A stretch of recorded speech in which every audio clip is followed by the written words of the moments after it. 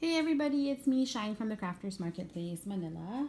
I'm just showing you a little bit more on the watercolors and how I like playing with them using the Love Cynthia mermaid stamps. I've been using them for, just cutting them out and sticking them all over my planner, my notebook, making them into like little clips. So what I've done is I've stamped it using my Stays On black image on watercolor paper, just because I know that the paper will absorb the liquid and will give me vibrant colors. As you can see, I've already colored a few and they look really cute if you ask me. And I like to keep my colors light and very underwatery looking, because mermaids are underwater creatures, right? So I'm gonna start with coloring her tail. I'm just bringing in the pigment. Sometimes I'll load up the color and just keep pulling it with the water and let it look more of like a washed image. And at times I'll also mix, just so there's that sense of it being two-toned, but it's really straightforward, just like that.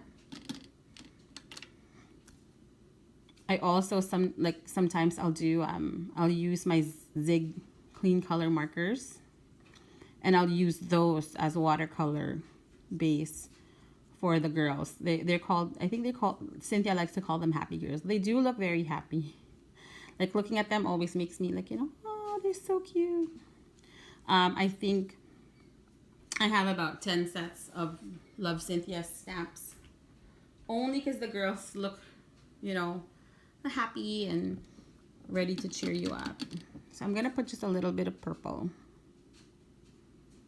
because I like that combination of blue and purple. So there's I like to just dab the color and sort of pull, but not like just do a wash over it, because then you'll lose the blues, right? You can't really see through it. There. So now she has a little bit of like a two-toned tail. Okay, now don't forget you don't want to forget her top here. There. So you want to make sure that that matches in color as well. So just be very careful, because it's such a small area. And I also like to make sure that whatever color her tail is, that's the matching color of her starfish on her hair. So I'm going to take those two colors and just blend them together. Let it dry, because when it's dry, I'm going to put a little bit of the shimmering lights to give it that little sparkle. Now for her hair, I've seen a lot of photos with like, mermaid hair or unicorn hair. There's really no set color for a mermaid's hair, but for some reason I really like to use the golds. So today I'm going to use a combination of the gold from my shimmering light set. I'm going to start from the top and slowly work my way down, just because I like the washed out look. Okay, so just being careful not to cover too much of, there.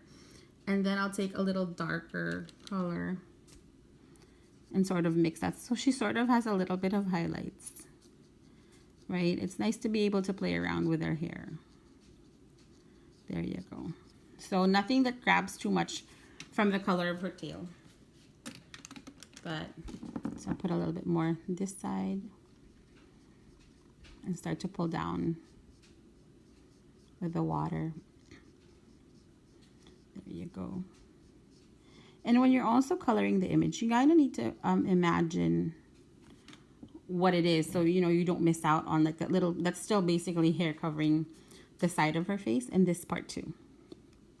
This is still part of her hair. There you go. So what I'll do is that now that it's a little, the starfish is a little dry, I'm gonna go over it just a little with a little bit of the white or the iridescent looking shimmering lights paint. So there. That gives it a little bit of shimmer.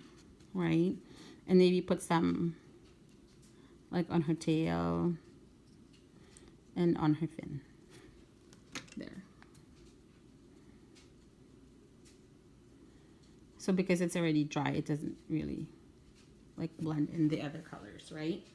And now, I'm not very good with skin tone, as you can see. Most of the girls, right, like her and this one over here, I didn't put any skin tone because I'm still learning how to do the skin tone.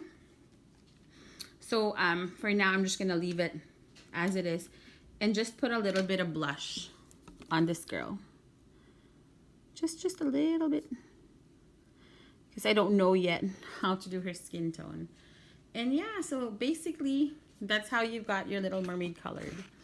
So now what I'm gonna do is I'm gonna cut her out and stick her on my journal, depending which week you know, I'm feeling like a mermaid. But there you go. That's the way that, you know, you can make the most use out of your stamps and put them in your either your scrapbook or your journal or your planners.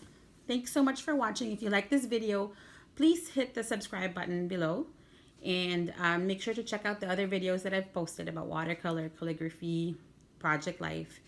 And if you've got anything that you want to see or you want to learn, please don't hesitate to leave me a message below, and I'll go ahead and do my best to make a video out of it. Thanks for watching. Bye.